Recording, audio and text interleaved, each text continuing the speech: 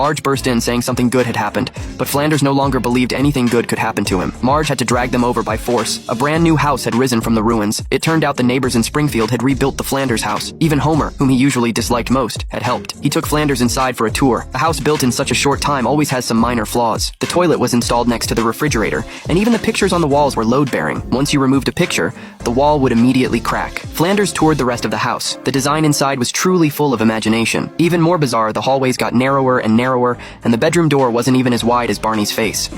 Ow, my nose! Well, I've seen about enough. After the tour, Homer gently touched the door, and the house instantly collapsed. What collapsed wasn't just the house, but Flanders' faith. At that moment, he finally couldn't hold it in anymore. Flanders called them all a bunch of idiots.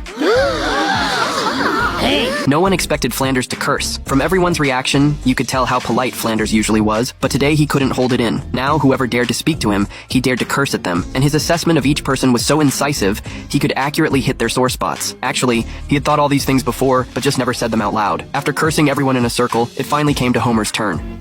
Homer, you are the worst human being I have ever met. Hey, I got off pretty easy. After cursing everyone out, Flanders drove off. He went to a mental hospital and voluntarily checked himself in, then was dragged into a ward by a doctor.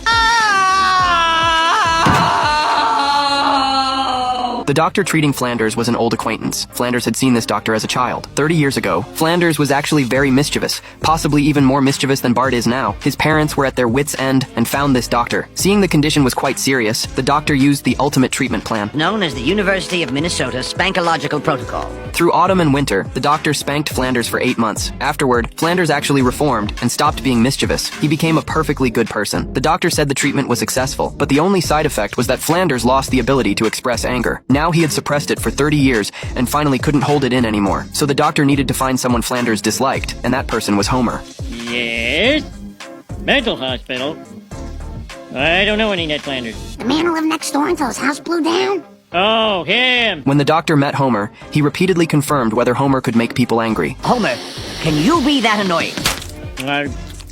Homer and Flanders sat face to face. He used lines of varying intensity to provoke Flanders, but Flanders wasn't angry at all. Homer thought the script had no bite, so he put down the paper and demonstrated his natural talent for annoying people. Homer said many hurtful things, and finally Flanders was able to express disgust normally. The doctor declared Flanders cured. Flanders was discharged, and Springfield residents were all there to welcome him. Everyone was still quite warm-hearted. Flanders said that from now on, he wouldn't suppress his anger anymore. If there was something he didn't like, he would definitely say it on the spot. And if you really tick me off, I'm gonna run you down with my car. Ned, you so crazy.